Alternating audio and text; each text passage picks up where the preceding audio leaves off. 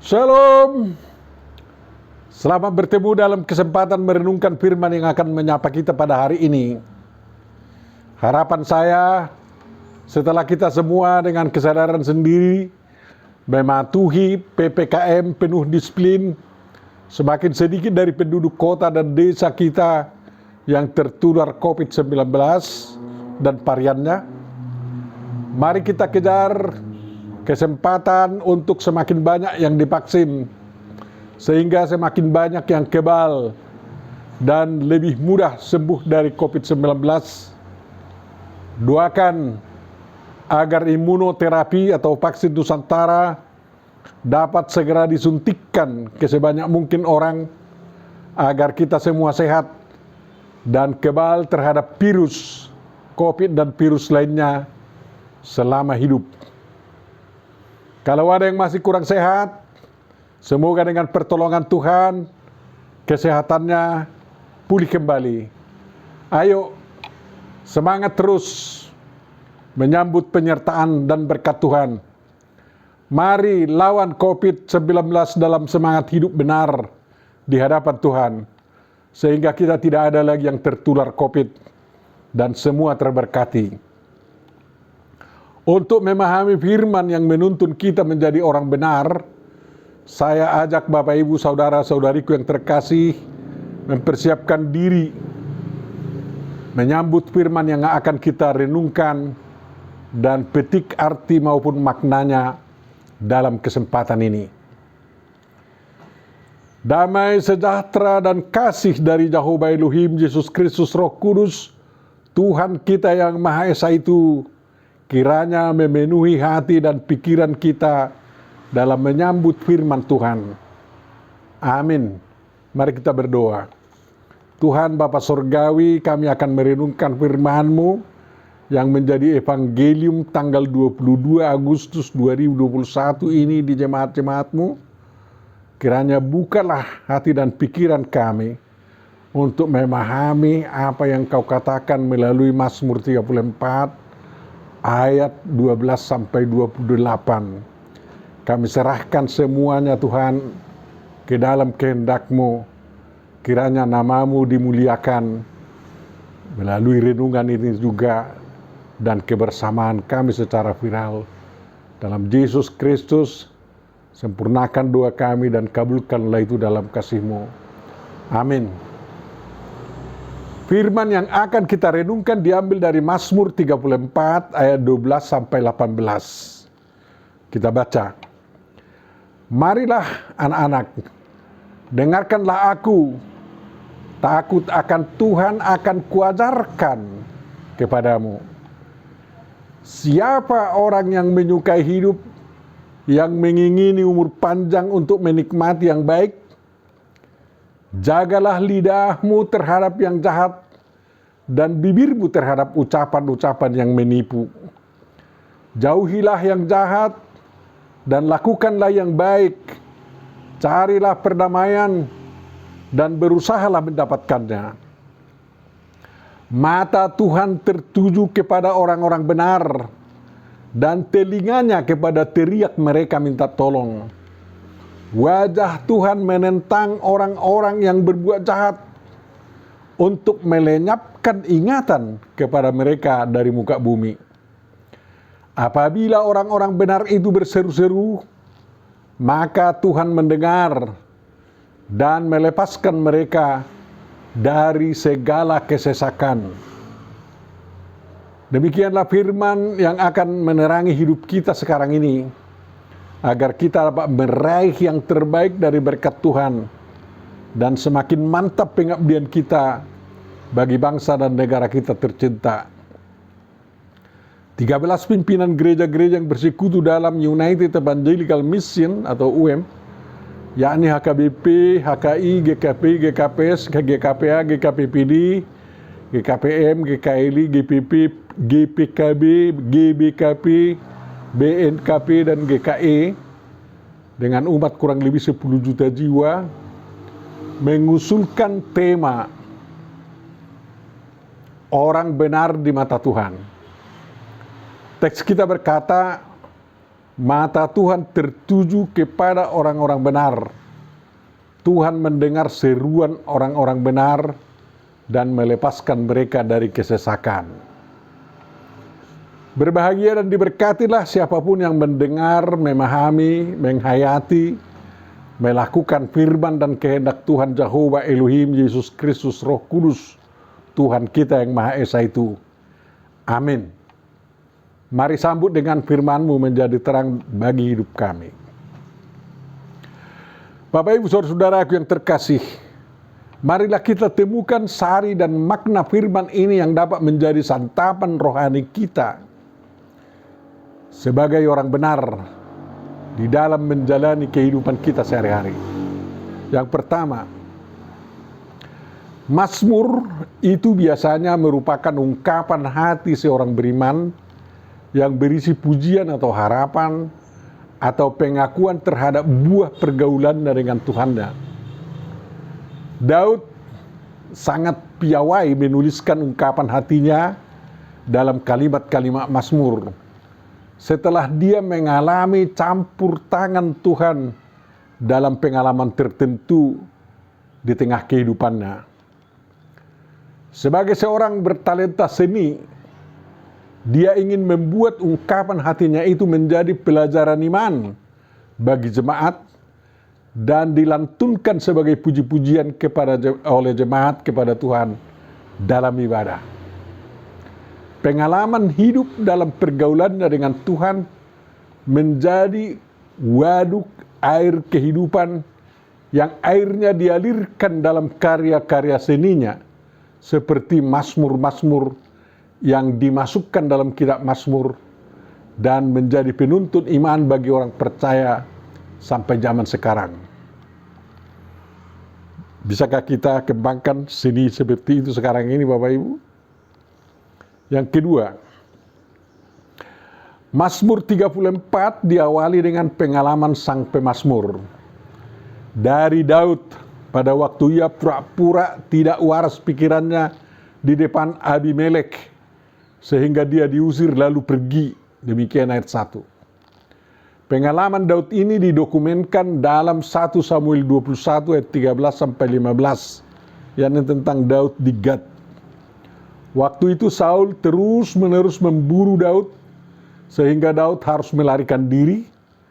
Dan setelah hampir tidak ada tempat lagi bagi Daud bersembunyi di daerah Israel, dia lari ke kota Gad, salah satu kota bangsa Filistin di Filistea, kota musuh bangsa Israel.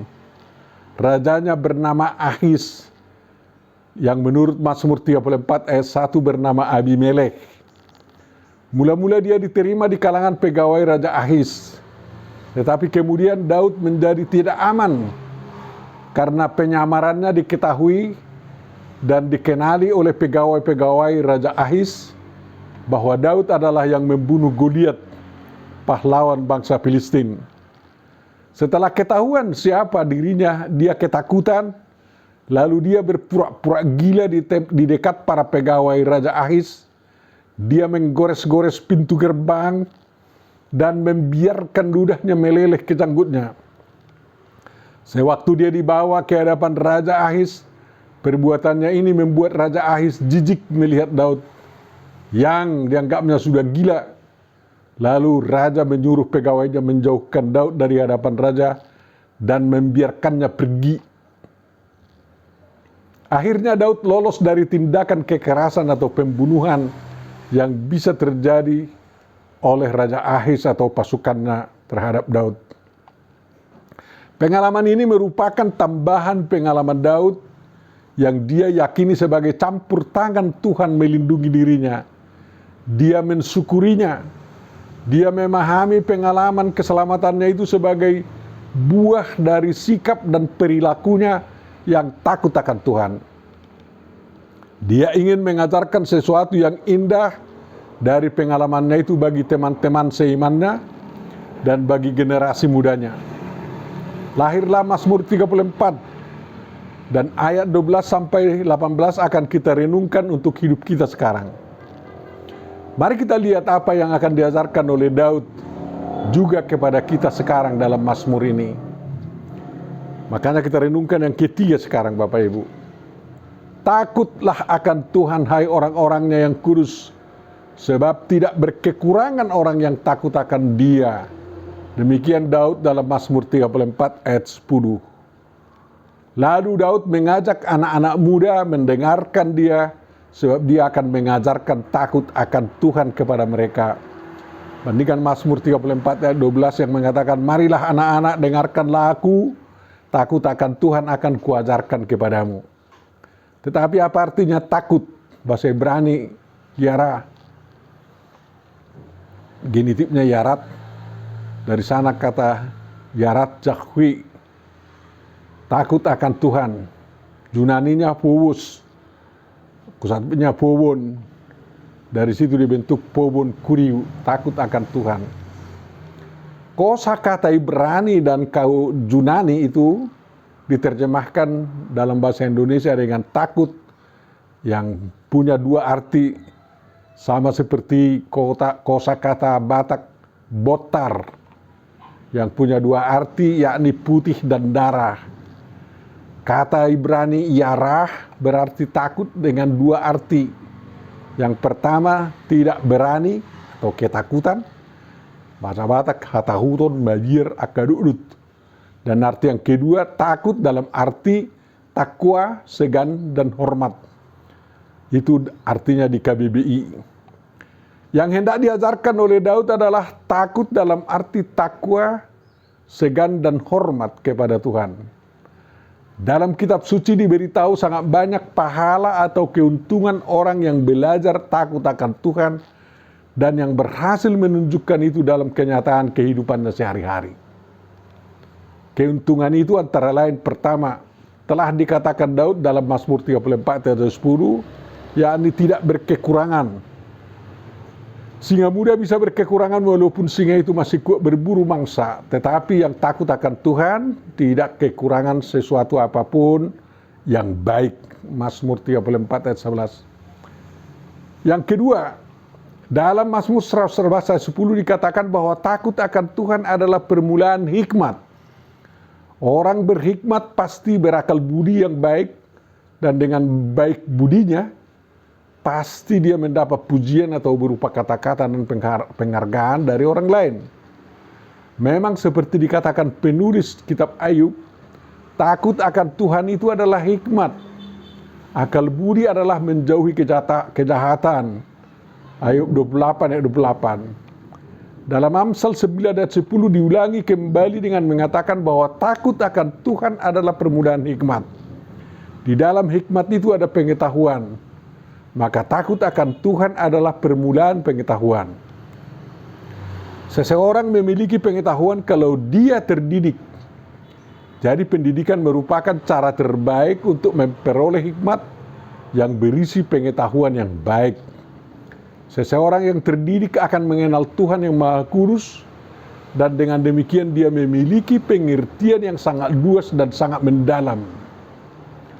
Orang terdidik yang menyangkal Tuhan atau yang menjadi ateis akan berpengetahuan yang dangkal dan sempit karena dia menghina hikmat dan didikan yang terbaik.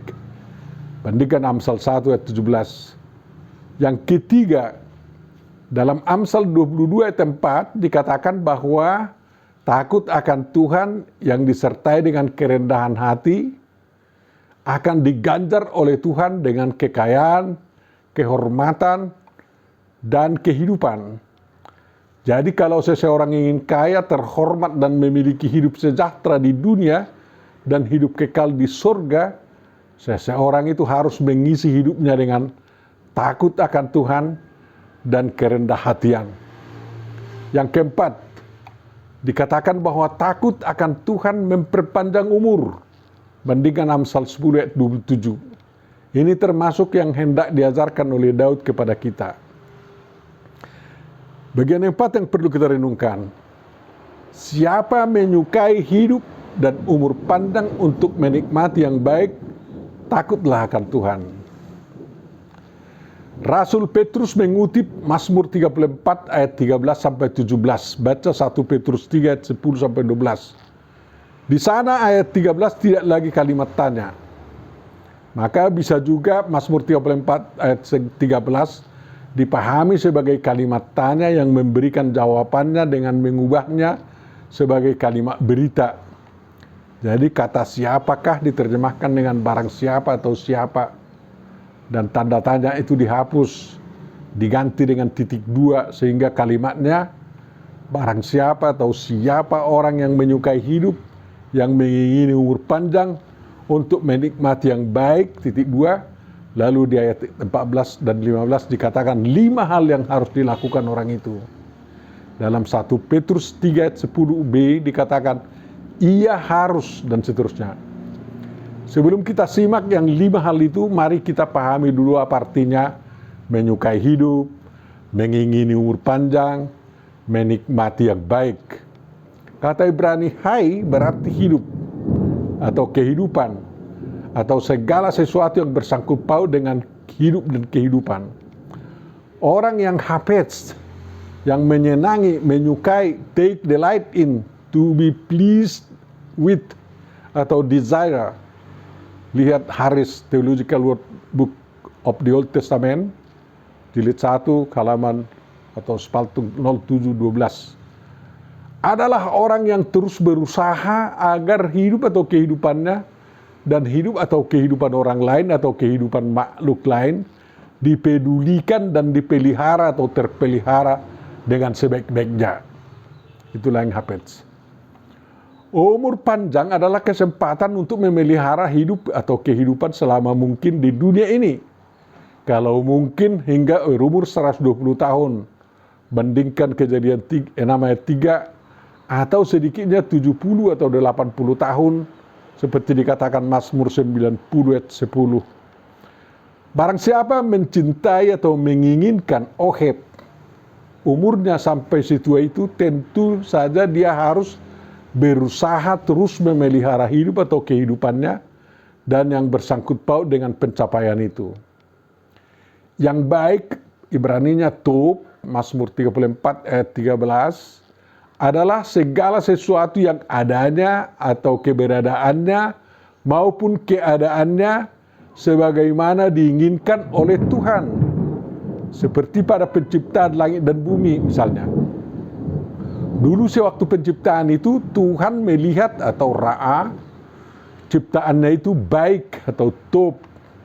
Diharapkan manusia juga dapat melihat atau ra'a atau lain menikmati yang baik itu.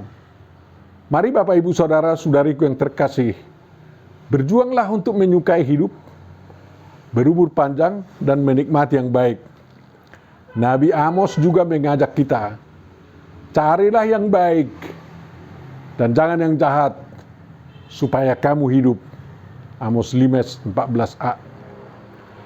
Orang-orang benar adalah orang-orang yang takut akan Tuhan, yakni orang yang bertakwa, segan dan hormat kepada Tuhan Jehovah Elohim, Yesus Kristus Roh Kudus, Tuhan yang Maha Esa itu. Menurut Kamus Besar Bahasa Indonesia, takwa berarti terpeliharanya diri untuk tetap taat, melaksanakan perintah Allah, dan menjauhi segala larangannya. Atau keinsapan diri yang diikuti dengan kepatuhan dan ketaatan dalam melaksanakan perintah Allah dan menjauhi segala larangannya. Atau kesalehan hidup, itulah takwa. Tidak ada sikap takut akan Tuhan kalau tidak ditunjukkan dengan sikap memelihara diri untuk tetap mentaati perintah Tuhan dan tidak melakukan semua yang dilarang Tuhan. Dia benar-benar insaf akan tanggung jawabnya dan hidupnya penuh kesalehan. Yang takut akan Tuhan pasti segan dan hormat kepada Tuhan. Kalau seseorang yakin bahwa Tuhan itu omnipresens atau maha hadir, pasti dia akan segan dan hormat kepada Tuhan di setiap tempat di mana seseorang itu berada. Sikap segan dan hormatnya akan melebihi sikap segan dan hormat kepada raja atau presiden yang ada bersamanya. Dia tidak akan sembarangan berbuat atau berkata-kata.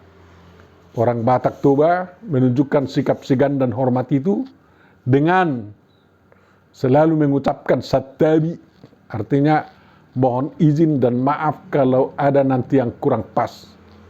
kalau dia hendak bicara atau berbuat. Untuk membuktikan seseorang menyukai hidup, mengingini umur panjang, menikmati yang baik, sebagai buah daripada sikap takut akan Tuhan, atau sebagai orang benar di hadapan Tuhan, dia harus menunjukkan 5 yang dikatakan Daud. Dalam uraian berikutnya, diringkas menjadi 3 karena 1 dan 2 berkaitan, dan demikian juga 3 dan 4. Yaitu pertama Bapak Ibu, menjaga lidahnya terhadap yang jahat dan bibirnya terhadap ucapan-ucapan yang menipu. Mazmur 34 ayat 14.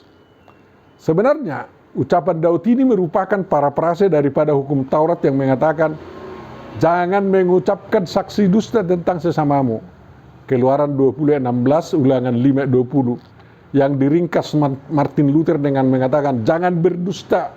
Baca katekismus kecil Martin Luther. Di sana dikatakan entah hukum ke-8 atau hukum ke-9. Dalam bahasa sekarang dikatakan jangan sebarkan berita hoax. Berita atau kata-kata hoax, dusta, bohong adalah salah satu yang dapat merusak kehidupan, merusak hidup. Pembuat hoax termasuk orang yang tidak menyukai hidup atau sedikitnya orang yang ingin merusak kehidupan. Hoax dapat menimbulkan terjadinya permusuhan, kebencian yang dapat meningkat kepada perang atau pembunuhan. Pembuat hoax atau korban hoax bisa saja dia atau terbunuh karena kebencian yang dipicu oleh hoax itu. Jadi hoax mengundang terjadinya umur yang pendek. Hoax atau dusta, bohong, membuat pergaulan menjadi kacau, menimbulkan hal-hal yang buruk. Dengan berdusta, berdusta dan yang didustai menjadi terhalang untuk menikmati yang baik. Agar semua pihak dapat menikmati yang baik, maka dusta harus tidak ada dalam pergaulan manusia, baik lisan maupun tertulis. Bayangkanlah misalnya rusaknya kehidupan manusia dan kehidupan ular kuno itu setelah ular kuno di Taman Eden itu berhasil membohongi perempuan itu. Ular itu berbohong dengan memutar balik firman Tuhan. Dampak peristiwa bohong atau dusta di Taman Eden itu masih terasa sampai sekarang kan. Maka hoax harus dihentikan, jangan dibuat, dan jangan disebarkan. Lebih baik berkata jujur daripada berdusta. Sebab manusia lain akan bersukacita kalau sesamanya mengatakan yang jujur. Amsal 23 16. Orang yang berjalan dengan jujur dia takut akan Tuhan. Amsal 14 ayat 2. Yang menjaga jalannya atau dengan berjalan jujur dan menjauhi kejahatan dia memelihara nyawanya. Amsal 16 ayat 17. Mulut yang jujur menyelamatkan orang. Amsal 12 ayat 6b. Orang jujurlah yang akan mendiami tanah. Amsal 2 ayat 21a. Semua orang yang jujur akan bermegah. Mazmur 64 ayat 11.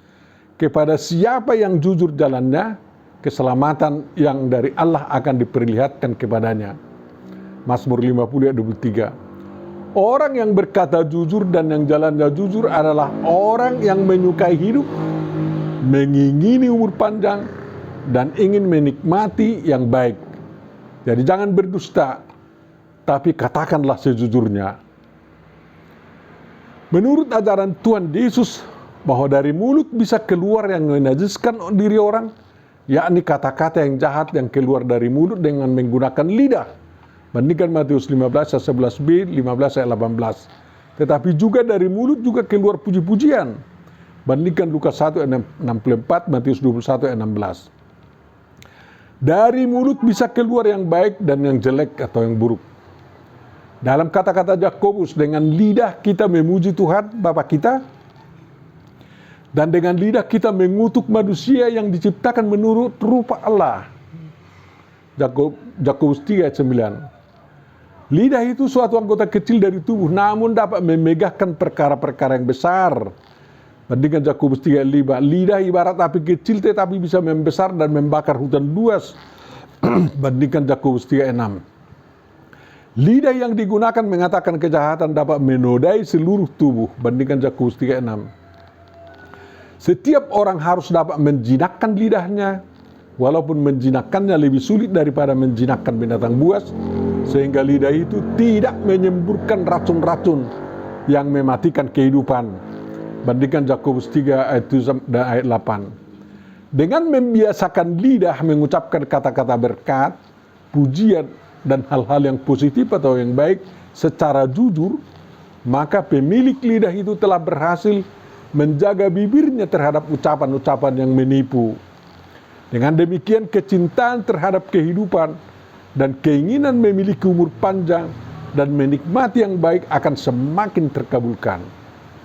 Yang kedua, Bapak Ibu Saudara, menjauhi yang jahat dan melakukan yang baik. Mazmur 34 dan 15a. Cara terbaik untuk menjauhi yang jahat dan melakukan yang baik adalah melakukan apa yang dinasihatkan Paulus dalam Efesus 4 ayat 29. Janganlah ada perkataan kotor keluar dari mulutmu, tetapi pakailah perkataan yang baik untuk membangun di mana perlu, supaya mereka yang mendengarnya beroleh kasih karunia. Dengan mengucapkan perkataan yang baik, orang sudah melakukan yang baik. Dampaknya adalah orang yang mendengarnya akan terberkati. Agar perkataan yang baik itu tidak tinggal hanya kata-kata atau omong doang, perkataan yang baik itu perlu ditindaklanjuti dengan perbuatan-perbuatan baik oleh diri sendiri atau dengan mengajak orang lain turut melakukannya. Paulus menasihatkan, hendaklah kebaikan hatimu diketahui semua orang. Filipi 4 ayat 5a. Tetapi yang terbaik adalah, hendaklah kebaikan hatimu yang keluar dari mulutmu dan segala perbuatan baikmu diketahui dan turut dilakukan oleh semua orang. Dengan demikian, masyarakat akan mengalami zero crime, nol kejahatan, tetapi penuh dengan segala macam kebaikan. Tidak ada hidup yang lebih indah lagi selain daripada hidup yang penuh dengan kebaikan. Kalau atas pengaruh umat Kristen kehidupan masyarakat penuh dengan segala macam kebaikan, maka umat Kristen telah berhasil menjadi berkat bagi bangsa, negara, dan masyarakat. Adalah tanggung jawab kita, Bapak Ibu Saudara-saudariku yang terkasih, ikut dalam pekerjaan besar ini. Paulus menasihatkan, janganlah kamu kalah terhadap kejahatan, tetapi kalahkanlah kejahatan dengan kebaikan. Rom 12 ayat 21. Mari tingkatkan pengaruh di tengah masyarakat, agar semua lapisan masyarakat melakukan yang baik atau yang terbaik. Itu tandanya bangsa sudah merdeka. Yang ketiga yang harus dilakukan Bapak Ibu dari 5 hal itu, mencari perdamaian dan berusaha mendapatkannya. Mazmur 34 ayat 15b. Perdamaian di kalangan orang yang bertikai, berselisih, atau yang berperang tidak datang dengan sendirinya. Perdamaian harus diusahakan sebagai arus balik daripada pertikaian oleh pihak-pihak yang bertikai. Dan apabila pihak-pihak yang bertikai tidak sanggup mengusahakan terjadinya perdamaian, maka harus ditolong. Mereka harus ditolong. Dan yang bertikai pun harus bersedia ditolong untuk mendapatkan perdamaian itu. Perdamaian itu begitu penting, karena adanya damai berarti semua pihak cinta kehidupan, ingin umur panjang, dan suka menikmati yang baik, menjauhkan segala permusuhan, pembunuhan, dan kejahatan. Penulis surat Ibrani menganjurkan, berusahalah hidup damai dengan semua orang. Ibrani 12 ayat 14a.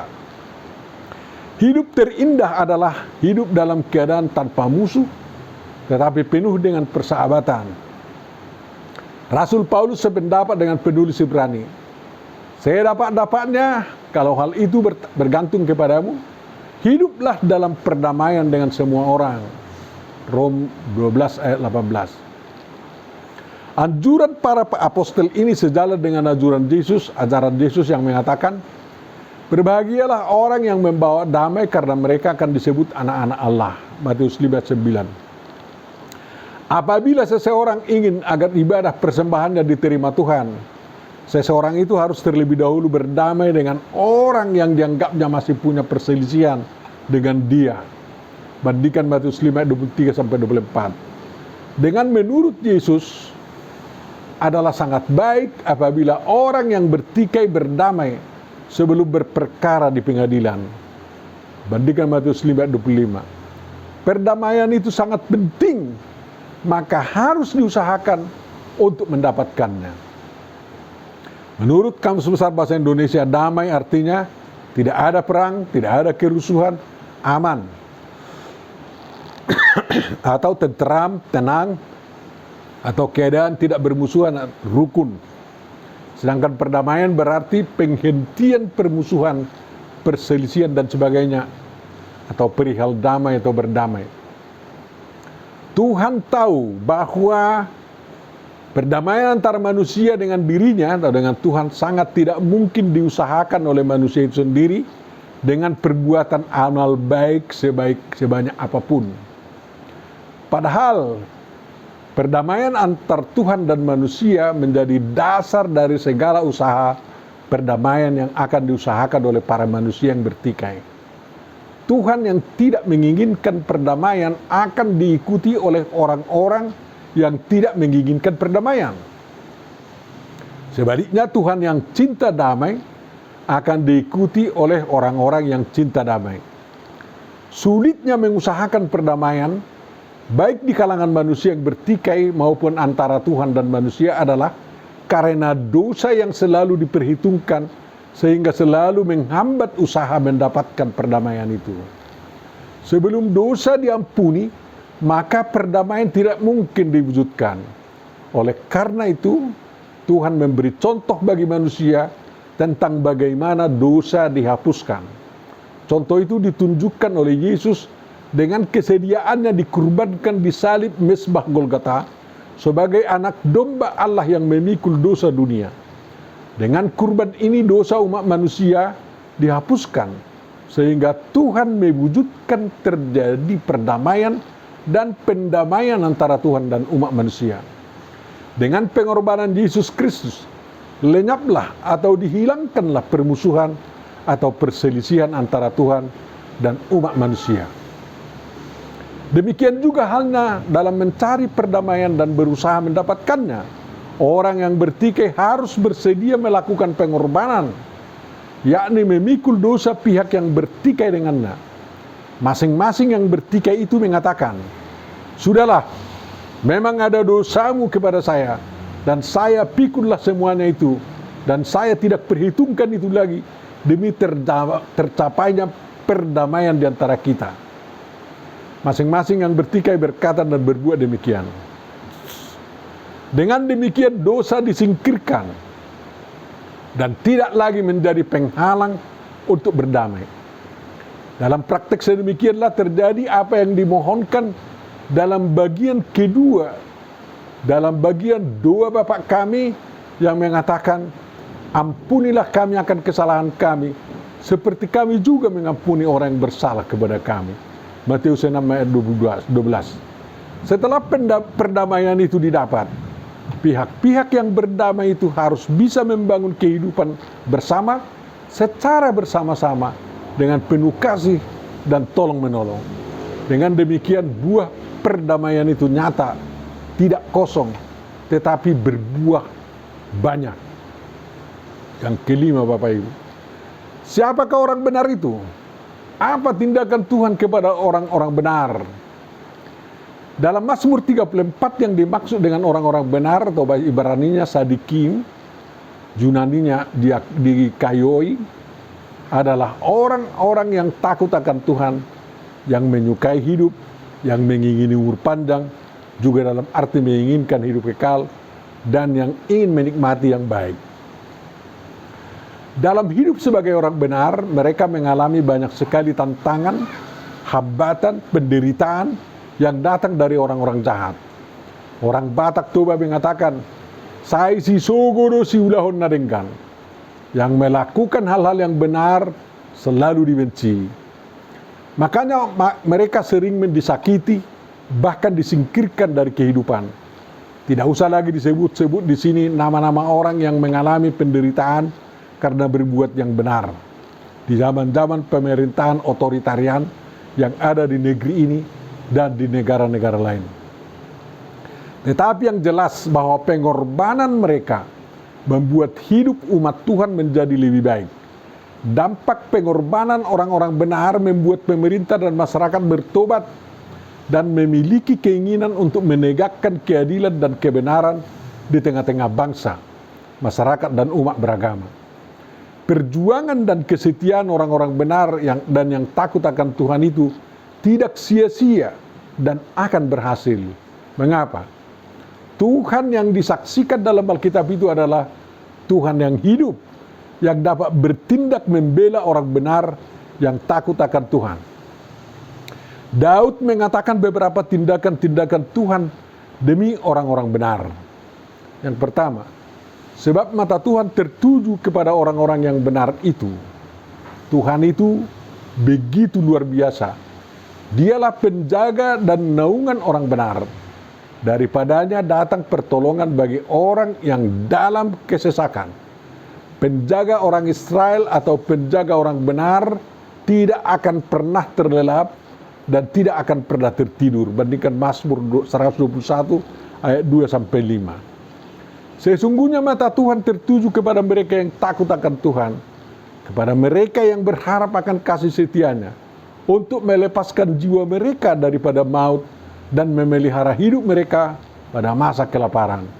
Mazmur 33 18-19. Karena mata Tuhan menjelajah seluruh bumi untuk melimpahkan kekuatannya kepada mereka yang bersungguh hati terhadap Dia.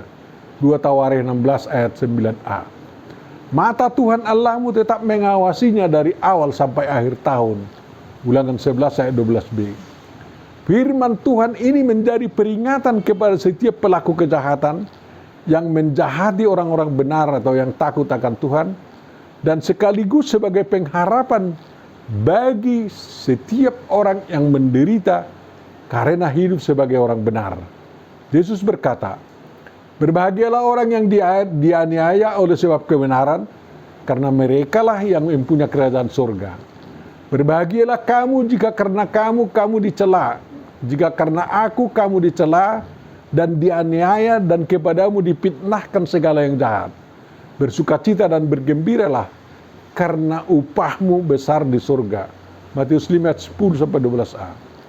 Janji dalam firman ini pasti dialami oleh orang-orang benar. Yang kedua, telinga Tuhan mendengar teriakan mereka minta tolong. Tuhan mendengar suara mereka yang berseru-seru.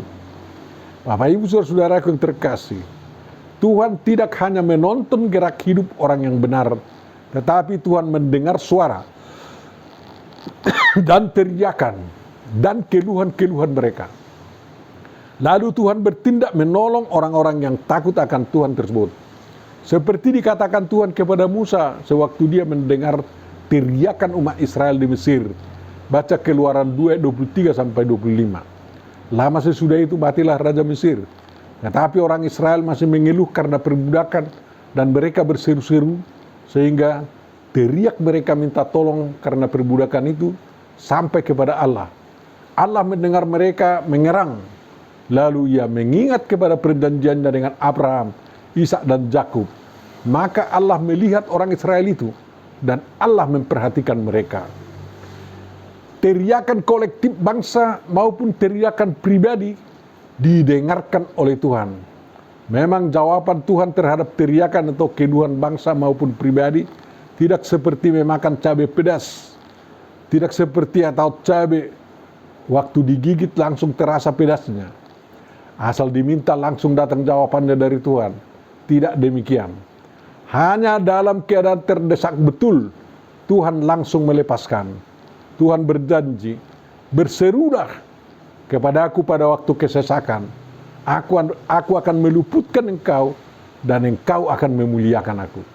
Mazmur 50 ayat 15. Di kesempatan lain orang benar harus bersabar sampai Tuhan bertindak dan yakin bahwa Tuhan akan membuat segala sesuatu indah pada waktunya. Pengkhotbah 3 ayat 11a. Yang ketiga Bapak Ibu, Tuhan melepaskan mereka dari segala kesesakan. Orang benar sering dihimpit oleh berbagai kesesakan, baik himpitan dari penyakit, ketiadaan uang atau himpitan ekonomi, dikucilkan atau himpitan budaya atau lingkungan, dan lain-lain. Tuhan melepaskan Daud dari berbagai kesesakan yang dialaminya, baik dari kesesakan karena diburu oleh Saul dan pasukannya, maupun kesesakan oleh karena kejatuhannya ke dalam dosa, kesesakan oleh karena dikudeta oleh anaknya sendiri Absalom. Tak beda dengan itu, orang benar yang takut akan Tuhan yang hidup zaman sekarang akan mengalami pelepasan dari kesesakan apabila mereka berteriak minta tolong kepada Tuhan. Pelepasan dari kesesakan oleh sebab COVID-19 sudah banyak disaksikan oleh orang yang sembuh dari dan lepas dari kematian akibat serangan penyakit COVID-19. Semoga teriakan yang sedang diserukan kepada Tuhan oleh negara, masyarakat, terutama oleh penderita COVID-19 segera didengar dan dijawab oleh Tuhan sekarang ini. Karena Tuhan kita itu hidup, Maha Pengasih, maka orang benar yang sungguh-sungguh datang mengadu minta tolong kepadanya tidak akan dibiarkannya kecewa. Doanya pasti dijawab, teriakannya pasti didengar, kesesakannya pasti dilegakan. Seruan atau teriakan secara sendiri-sendiri ataupun secara bersama-sama seperti doa untuk bangsa yang dilakukan menjelang hari ulang tahun Republik Indonesia ke-76 ini, mari kita lakukan demi terlepasnya bangsa kita dari kesesakan yang sedang dialami dan melanda bangsa kita sekarang ini. Yang keempat, Tuhan tidak setuju orang yang berbuat jahat menjahati orang benar. Maka Tuhan menentang orang jahat dan melenyapkan ingatan kepada mereka dari muka bumi. Orang benar harus tahu bahwa Tuhan tidak setuju terhadap perbuatan jahat yang dilakukan orang kepadanya. Tetapi orang benar tidak perlu melakukan pembalasan, sebab Tuhan yang berhak melakukan pembalasan itu, dan Tuhan pasti akan melakukannya. Firman Tuhan, Tuhan akan berperang untuk kamu dan kamu akan diam saja. Keluaran 14:14. Daud dalam Mazmur 34 ayat 22 mengatakan, kemalangan akan mematikan orang fasik, dan siapa yang membenci orang benar akan menanggung hukumannya. Itu 34 ayat 22. Tetapi kehidupan, panjang umur, dan berbagai kesempatan menikmati yang baik dianugerahkan oleh Tuhan kepada orang-orang benar. Amin. Mari sambut dengan firman-Mu, berkatilah kekal dalam hatiku. Mari kita berdoa. Tuhan Bapa Surgawi, dalam Yesus Kristus kami bersyukur dan berterima kasih karena Engkau memberikan kekuatan kepada kami dalam merenungkan firman ini. Yang renungan ini memang agak panjang, tetapi kekuatan Engkau berikan kepada kami sehingga kami dapat memahaminya lebih mendalam lagi. Ajar kami Tuhan untuk merenungkannya dalam minggu-minggu ini, dan kiranya Roh Kudus-Mu bekerja di tengah-tengah kami sehingga kami benar-benar menunjukkan hidup sebagai orang benar, orang yang takut akan Tuhan, yang cinta kehidupan dan betul-betul menginginkan umur yang panjang, dan juga ada kesempatan bagi kami untuk menikmati hal-hal yang baik di masa depan ini. Ampuni dosa kami Tuhan, terima kasih dan sempurnakanlah doa kami. Kabulkanlah itu dalam Yesus Kristus Tuhan dan Juru Selamat kami. Amin.